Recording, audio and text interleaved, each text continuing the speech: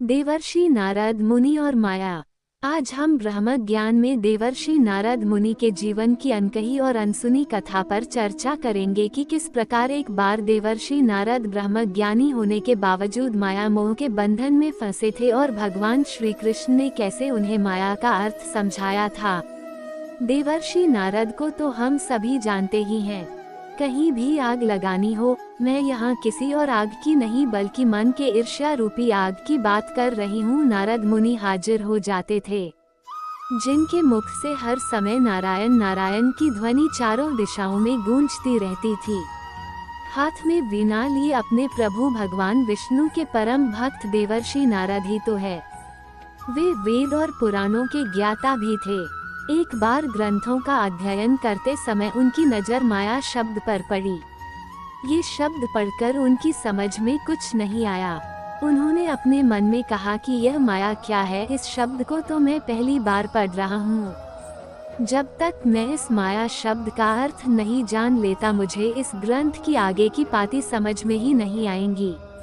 देवर्षि नारद ने माया शब्द का अर्थ समझने के लिए इस शब्द को बार बार पढ़ा। इस शब्द के आगे और पीछे लिखे शब्दों को भी ध्यान से पढ़ा, लेकिन फिर भी उनकी समझ में नहीं आया। उन्होंने क्रोध में आकर अपने ग्रंथ को जोर से बंद कर दिया और मन ही मन बुदबुदाते हुए कहा कि जब तक मैं इस शब्द का अर्थ नहीं जान लेता तब तक मुझे चैन नहीं आएगा। उन्होंने माया शब्द को जानने और समझने के उद्देश्य से कई और ग्रंथों को पढ़ा और कई ज्ञानियों से भी इस शब्द की चर्चा की, लेकिन उन्हें कोई भी संतोषप्रद जवाब नहीं मिला। देवर्षि नारद हताश और निराशा से घिरकर सोचने लगे, कितने दिन बीतने के बाद भी मैं अभी तक इस माया शब्द का अर्थ नहीं जान पाया। अब मैं क्या करूं? किससे पूछें? कौन मेरी मदद करेगा?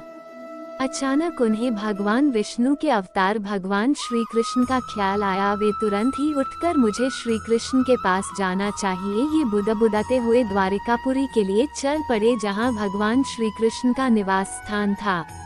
देवर्षि नारद का भगवान श्री कृष्ण ने भव्य स्वागत किया और आने का प्रयोजन पूछने लगे। भगवान श्री कृष्ण ने नारद मुनि से पूछा, मुनिवर, क्या बात है?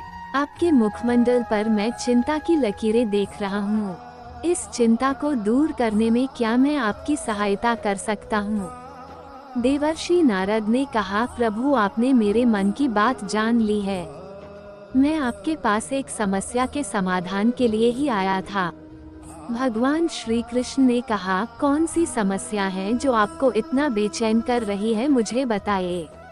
नारद मुनि ने कहा, प्रभु, आप मुझे इस माया शब्द का अर्थ बताइए।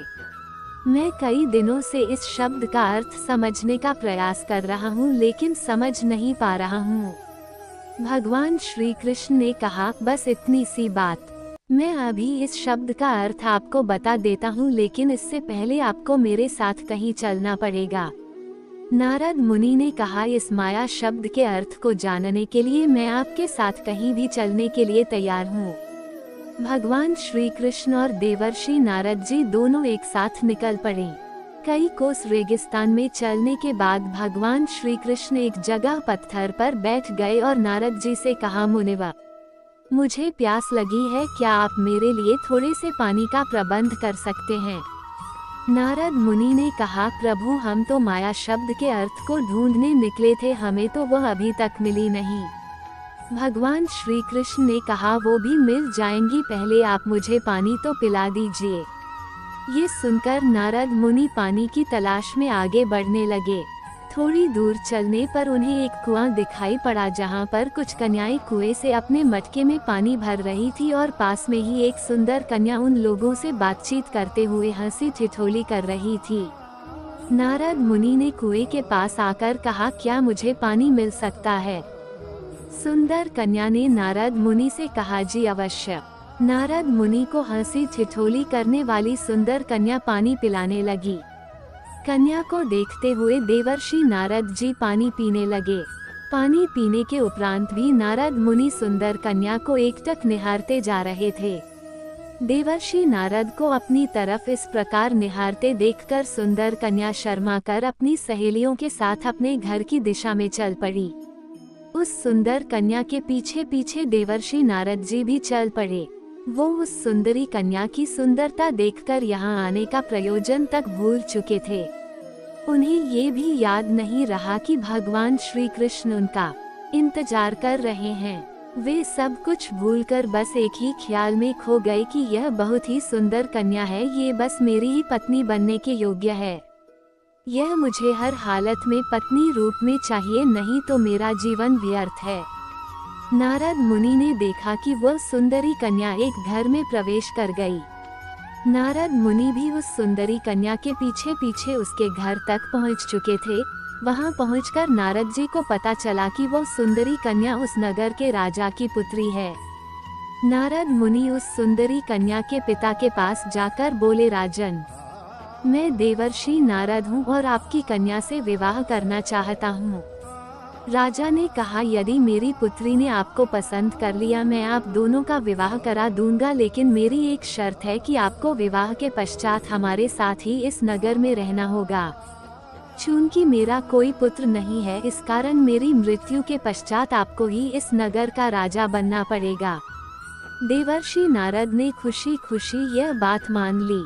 एक दिन शुभ मुहूर्त पर देवर्षि नारद का उस सुंदरी कन्या से विवाह हो गया। देवर्षि नारद जी अत्यंत प्रसन्न थे। इस तरह 12 वर्ष बीत गए और इन 12 वर्षों में उनके ससुर का भी स्वर्गवास हो गया था और नारद जी उस नगर के राजा भी बन चुके थे। इन 12 वर्षों में वे 3 बच्चों के पिता भी बन चुके थे। देवर्षि नारद अपनी पत्नी, बच्चों और अपनी प्रजा के साथ एक सुखद जीवन व्यतीत कर रहे थे कि एक दिन अचानक पड़ोसी नगर के राजा और उनकी सेना ने देवर्षि नारद मुनि के नगर पर आक्रमण कर दिया। चूंकि नारद मुनि को किसी भी युद्ध का अनुभव नहीं था, इस कारण उनकी सेना पराजित होने लगी। देवर्षि नारद को अपनी पत्नी और बच्चों से अधिक ही मोह था, इस कारण वो छुपकर गुप्त मार्ग से अपने घर में पहुंचे और अपनी पत्नी और बच्चों के साथ घर के पिछले दरवाजे से बाहर निकल आए। देवर्षि नारद खुश थे कि उनकी पत्नी और बच्चे उनके साथ ही है, लेकिन उनकी खुशी अधिक वक्त तक कायम नहीं रही। इसी बीच मूसलाधार बारिश शुरू हो गई। बादल गरजने लगे और बिजली चमकने लगी। ज्यादा बारिश के कारण बाढ़ की स्थिति उत्पन्न हो गई और सब जगह जलमग्न हो गया। मकान, पशु और आदमी तक पानी के बहाव में बहने और डूबने लगे। नारद मुनि ने अपनी पत्नी और बच्चों को मजबूती के साथ पकड़ा हुआ था, लेकिन पानी के तेज बहाव में बहने से अपनी पत्नी और बच्चों को देवर्षि नारद नहीं बचा पाए। देवर्षि नारद को पानी के बहाव ने एक किनारे पर लाकर छोड़ दिया था। देवर्षि नारद जोर जोर से विलाप करने लगे क्योंकि वे अपनी प्यारी पत्नी और बच्चों को नहीं बचा पाए थे। नारद मुनि विलाप करते हुए बोलने लगे, मुझे भी मार डालो, मैं भी जीवित नहीं रहना चाहता। देवर्षि नारद विलाप करते हुए बार बार इसी वाक्य को दोहराते जा रहे थे, तभी अचानक उनके पीछे से आवाज आई, मुनिवर, आप तो पानी लाने गए थे, आपको गए हुए आधे घंटे से भी अधिक का समय हो गया है, आपको पानी मिली कि नहीं? देवर्षि, आधा घंटा। नारद मुनि संभल कर खड़े होते हुए बुदबुदाए और सोचने लगे कि कौन बोल रहा है, किसकी आवाज है। ये सब अपने मन में सोचते हुए देवर्षि नारद ने पीछे मुड़कर देखा तो उन्हें भगवान श्री कृष्ण मुस्कुराते हुए नजर आए। नारद मुनि ने कहा, प्रभु, 12 वर्ष बीत चुके हैं और इन 12 वर्षों में मेरे साथ यह सब हो गया और आप कह रहे हैं कि केवल आधा घंटा ही हुआ है। देवर्षि नारद मुनि की बातें सुनकर भगवान श्री कृष्ण ने मुस्कुराते हुए कहा, मुनिवर, आप माया शब्द का अर्थ जानना चाहते थे ना? यही तो है माया, जिससे आप जैसा ब्रह्म ज्ञानी भी भ्रमित हो गया और मोह माया में फंसकर अपने लक्ष्य से भटक गया, विरक्त हो गया। देवर्षि नारद अब माया शब्द का अर्थ भली भांति जान चुके थे, क्योंकि कहते हैं ना कि जब तक खुद ठोकर नहीं लगती तब तक बुद्धि का विकास नहीं होता। कुछ ऐसा ही देवर्षि नारद जी के साथ भी हुआ। माया की शक्ति ऐसी होती है जिसमें व्यक्ति अपने उद्देश्य को भूलकर लोभ, मोह और काम में इस कदर डूब जाता है कि अपने आसपास क्या हो रहा है इसका भी उसे ध्यान नहीं रहता। इसलिए हम मनुष्यों को इस माया से सदा सावधान और सतर्क रहने की आवश्यकता है।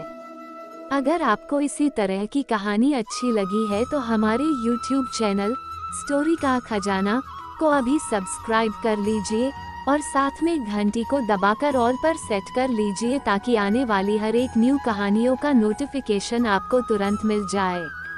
अपना प्यार स्नेह इसी तरह बनाए रखें। धन्यवाद।